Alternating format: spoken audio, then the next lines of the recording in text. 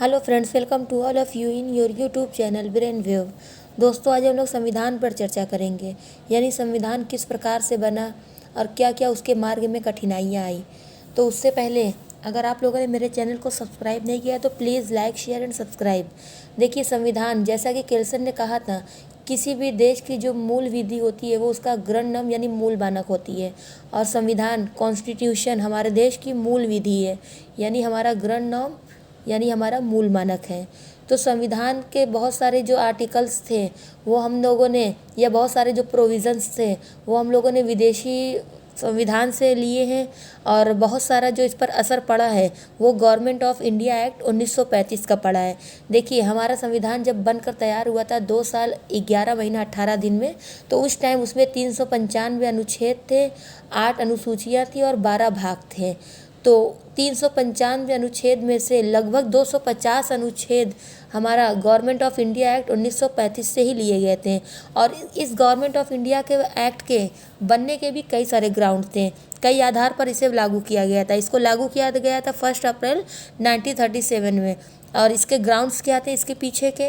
तो पहला था साइमन आयोग की रिपोर्ट, फिर नेहरू समिति की रिपोर्ट। जो साइमन आयोग की रिपोर्ट थी वो सर साइमन के द्वारा मतलब ये गठित की गई थी, इसकी अध्यक्षता सर साइमन ने की थी। फिर उसके बाद जो हमारी नेहरू समिति थी वो उसकी अध्यक्षता मोतीलाल नेहरू ने की थी।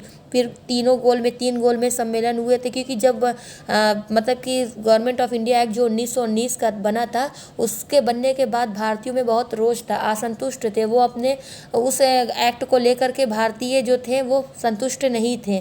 तो इसी को सुधार करने के लिए ब्रिटिश सरकार को लगा कि अब भारतीयों में असंतोष बढ़ता ही जा रहा है, तो इसके लिए उन्होंने 3 गोल में सम्मेलन कराए थे। इसके आधार पर जो गवर्नमेंट ऑफ इंडिया एक्ट 1935 बना था वो भी संतोषजनक नहीं था, क्योंकि तीनों गोलमेज सम्मेलन में से एक गोलमेज सम्मेलन जो पहला था उसमें गांधी जी ने पार्ट नहीं लिया था, क्योंकि वो उस टाइम वो सविनय अवज्ञा आंदोलन के दौरान वो की वजह से मतलब वो उस टाइम जेल में थे।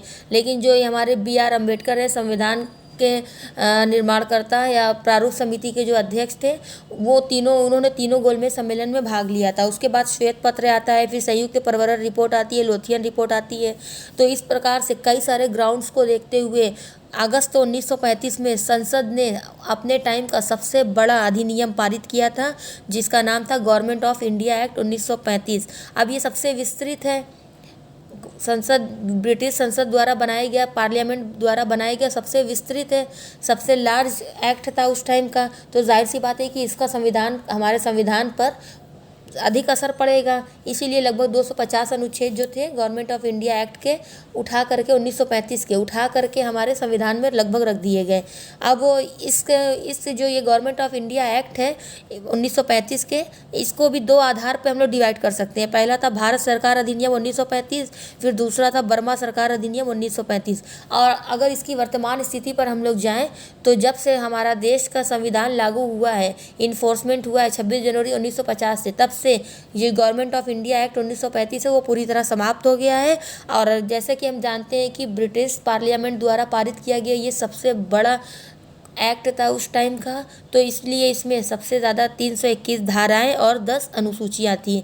तो ऐसे ही ढेर सारे इंटरेस्टिंग वीडियोस देखने के लिए प्लीज़ चैनल पर विजिट करें और चैनल को लाइक, शेयर और सब्सक्राइब करें।